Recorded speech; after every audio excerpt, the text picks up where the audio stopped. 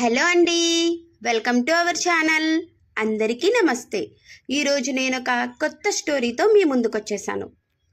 ఒక పల్లెలో ఒక చెట్టు దగ్గర కొత్తగా ఒక 3 గదుల ఇల్లు కడుతున్నారు. ఆ ఇంటిని బోద కసువుతో కప్పుతున్నాడొక వ్యక్తి. ఎండ నిప్పులు చెరుగుతోంది. ఆ వ్యక్తి ఒంటి మీద ధారలు ధారలుగా చెమట కారుతున్నా అతడు ఏమీ పట్టించుకోకుండా పనిచేస్తున్నాడు. అది అతని తండ్రి కంట పడింది. కన్నపేగు తల్లడిల్లిపోయింది. ఆ ముసలి తండ్రి ఆ మండే ఎండలో తన కొడుకు పడుతున్న కష్టాన్ని చూసి బాధపడి వెంటనే తల పైకెత్తి సూర్యుడికి అరచేతిలో అడ్డం పెట్టుకుని కొడుకుని చూస్తూ, ఒరే నాయనా, పొద్దెక్కింది, ఇప్పుడు తొందర ఏమి వచ్చింది? చల్లబడ్డాక కప్పుకోవచ్చు కదా, దిగిరారా, అన్నం తినేసి కాసేపైనా పడుకోవచ్చు కదా అని బతిమాలుతున్నాడు. కొడుకు మాత్రం కొంచెం పనికి మళ్ళీ దిగడం మళ్ళీ ఎక్కడం ఎందుకు, పని పూర్తయ్యాక దిగుతాను అన్నాడు.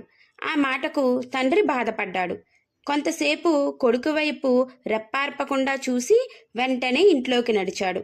ఇంట్లో నుండి 4 ఏండ్ల పసిగుడ్డుని చంకనేసుకొని బయటకు తీసుకువచ్చి ఆ మండే ఎండలో నిలబెట్టి ఇంట్లోకి వెళ్ళాడు. పిల్లవాడి పాదాలు చుర్రుమన్నాయి. పిల్లవాడు కెవ్వుమన్నాడు. అది ఇల్లు కప్పుతున్న కొడుకు చెవిలో పడింది. అయ్యయ్యో, పసిబిడ్డ ఎండన పడ్డాడే, ఇంట్లోని వాళ్ళంతా ఎక్కడ ఉన్నట్లు అంటూ గబగబా దిగి బిడ్డను ఎత్తుకున్నాడు. తన బిడ్డకు బాధ కలిగితే తాను ఎంత బాధపడతాడో, తనకు ఇబ్బంది కలిగితే తన తండ్రి కూడా అంతే బాధపడతాడని అర్థం చేసుకున్నాడు. ఈ సంఘటన తండ్రి కొడుకుల మధ్య ఉన్న అనుబంధానికి నిదర్శనంగా చెప్పవచ్చును. థ్యాంక్ యూ ఫర్ వాచింగ్ అండి.